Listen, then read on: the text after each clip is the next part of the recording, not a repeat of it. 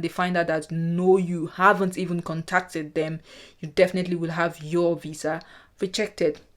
I said that, rejected, stamped on your passport. Whether you're applying from Africa, whether you're applying from Nigeria, Philippines, or India, you need to make sure that these things are in check before you even start your visa application.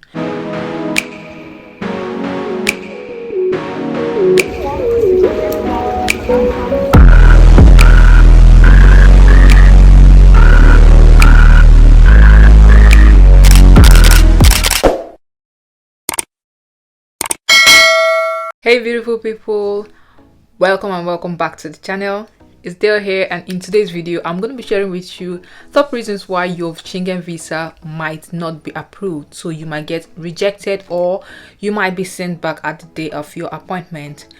If you are watching my video for the first time, thank you so much for joining. On this channel I'll talk about life in the UK and all about travel. You will definitely be applying for a Schengen visa as long as you are here in the UK, because it is one of the most popular visa applications that allows you access to loads of EU countries whilst you are in the UK. You need that stamp. You need that stamp on your passport, especially if you are from a third world country. You need to have that stamp so that you will be able to explore loads of countries without even having to apply for a visa again. So the first thing I would like you to know, which would definitely affect just anybody, so whether you are a citizen or you're just a resident, is the fact that your passport is not valid. If your passport is going to expire in the next 6 months, you want to make sure that you renew your passport before you even start your application to any Schengen country, because you're most likely going to be denied a visa. The Schengen visa is quite expensive, so you do not want to make your application to be denied or rejected, and thereby you know that the funds are not going to be refunded back to you. The passport is your number one travel document, so you cannot travel when your passport is going to be expiring in the next 3 to 6 months. So while I say 6 months is because some embassies will say 3 months, while some will say 6 months. So be safe and make sure it is valid at least 6 months before you're going to be traveling and coming back. It also needs to have at least 2 blank spaces for your visa stamp. So your visa is going to be stamped in a blank space. If you do not have any blank space, you might not get a visa. It's not damaged or it doesn't have any spill or wear or tears on your passport. So that's why I always have a passport cover, where I just cover my passport and I make sure that that is safe always, even when I'm traveling. Another reason why you might not get your visa approved is insufficient fund. No more insufficient fund. No more insufficient fund. You need to provide your bank statement, which needs to have funds. Ego neko money. Depending on the country you're actually applying to, there are some companies that are liberal. That's why I say apply to Spain. It's quite liberal with their funds. Some countries will say have £100 per day, depending on how many days you're going to be staying in that Schengen area, while some will say 50. So I'll say at a minimum have £1,000 in your account. If on their website it says £50 or €50 per day, so I will say just have 1,000 in your account, and make sure that that bank statement is, you need a 3-month bank statement, so it has to be hard copy. You cannot download it online.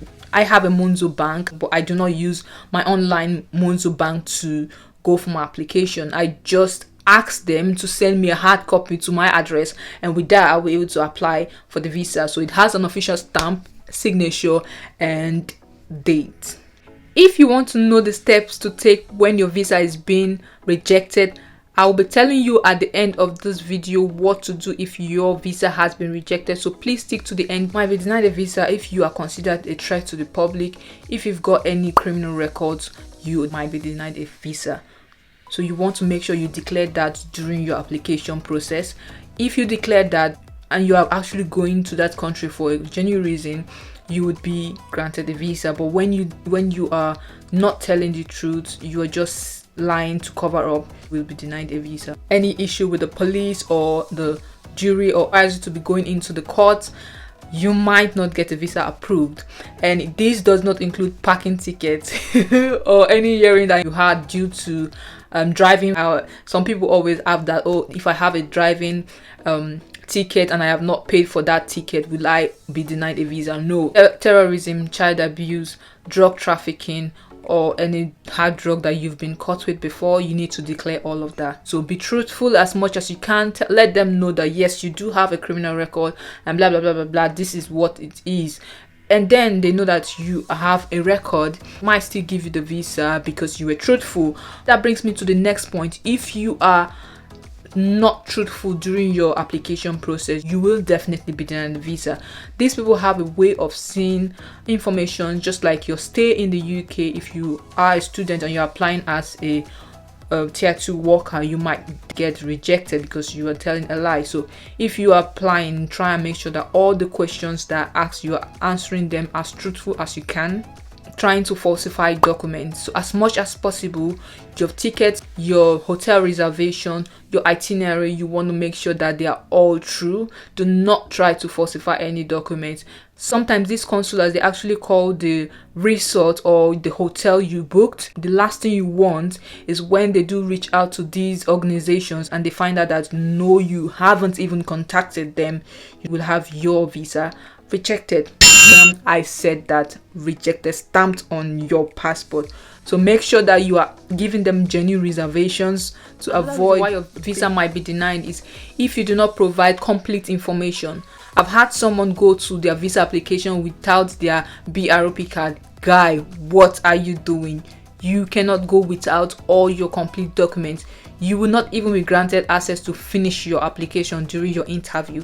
You will not accept incomplete documents in insufficient reason for your travels. Now, you cannot just pick up your bag and say, I am going to this place. Going to ask you, what are your reasons for traveling? And then you say, oh, I just want to travel because I just want to travel. No, you need to give them reasons. Are you traveling for fun? Tell them. It's no big deal. Are you traveling to see a friend? Tell them. Are you traveling for educational reasons? Are you traveling for tourism? To let them know during your visa application so that when you go for your interview, you already know that whatever you're saying is going to tally with what you presented. So you're not going to tell them that you're going for medical reason when you're applying online, and then at your interview date, you are telling them you're going for tourism. Those are like two conflicting itineraries you do not want to have. Make sure you know why you're going, give them a sufficient reason why you're actually going for this trip. And if you do have a travel guide or a travel company, let them send you kind of like an invitation later or like your whole trip with their own company name stamped on the letter, and so you'll be able to present this during your interview, and then you have your whole backup. They do not even have anything to doubt. Invalid letter of reference. So they're going to ask you for a letter of reference. So if you're a student, if you're a worker, they need a reference letter to state that this person is part of our organization and she is working or he is working with us. She earns a minimum of this to that. She is having this role in our organization. He or she has been working with us for this number of years and we know her as this person. So you definitely need a reference from your workplace, and they will always want it to be stamped and signed. This letter also needs to state that probably you're going to be on vacation for those periods, just to back it up, but it's not actually that necessary. When a visa application is being rejected, there is something that doesn't sit right with the consular. So it's either you have not given them enough reasons for traveling, or you have not provided the correct information they need, or you're just in a country where you do not have luck at all, or you have a passport that doesn't allow them to just give you visa like that does not allow you the luxury of having a visa. We know that, don't we? Let's not go into that aspect because we know it does exist. So sometimes you giving all the correct information, your bank statements on check, your information are all correct and true, have all your itinerary booked and everything is in check, and still you're being denied a visa. Important reason, guys, this one is so important, is your travel insurance. You will not be given a visa if your travel insurance is not valid, or if your travel insurance does not cover all the requirements that are needed to travel to that area. So you need to go online and check very well what type of travel insurance you got. Your travel insurance needs to cover a specific amount. Some countries will say 30,000 euro, and it needs to be valid for that country you're traveling to. So you need to check very well, I use Stay Sure travel insurance. Guys, this is not even sponsored, I promise. It's something I've used and I've been using to travel around for a while now. That is why I'm actually recommending it. Stay Sure travel insurance. If you are in the UK, I believe you'll be able to access this. Use that for your visa application and make sure it does cover the minimum amount that is needed for your application. This insurance also needs to cover your entire trip. So while I am applying for a multiple entry, I think this is something that might work for you. Multiple entry, I made sure my insurance covered a period of 6 months as well, and I think this is one trick that worked for me. So guys, if you want to get a multiple entry visa, make sure that your travel insurance covers at least 6 months. And I think this is one reason why you will not get a multiple entry. Why? Let me explain to you. A friend of mine actually applied for a Schengen visa in the UK. He was granted visa for 30 days and it was just a double entry visa. And of course, I was very curious to know why they gave him only 30 days. And then he gave me his reason, which is him applying for 1 week travel insurance. I tell you, it's because of his travel insurance. So you want to ensure that your travel insurance covers like 6 months, if possible 1 year, because that's what I'm going for the next time. Another reason, which is not so common, unfavorable Schengen visa situation. So if you already have had a previous Schengen visa, probably it has expired, and they have to check and they find out that you did not leave the Schengen area when you're supposed to leave. For example, you are only allowed to stay in that country for 4 days and you did stay 5 days.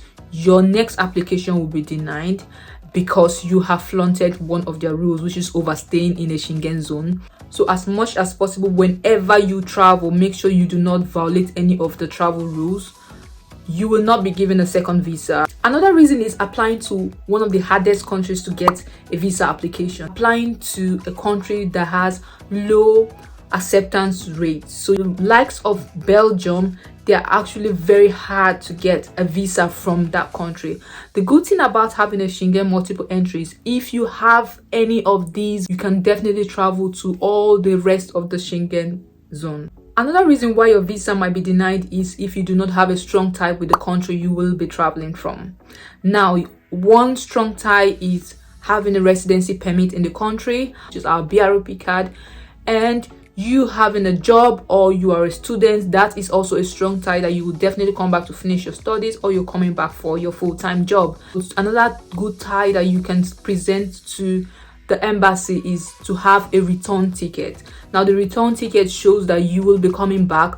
That is not actually a strong tie, but it can work for you. Having said that, if all of these things are done and you are not given your visa, you have the right to appeal. So you can appeal for a visa refusal. You can do this either by going to a solicitor or going to the court, or you can appeal yourself. Visa application was denied without any good reasons. You definitely need to appeal. Make sure you do this as soon as possible, because if you're being denied a visa today, you want to start your appeal process immediately. You do not have to wait for a long time before you appeal for a visa that has not been given to you, most especially if you have a good reason of traveling to that country, for example marriage, or even if it's just for tourism. You need to appeal for them to give you the visa. Write an official letter and attach all your supporting documents when making the appeal.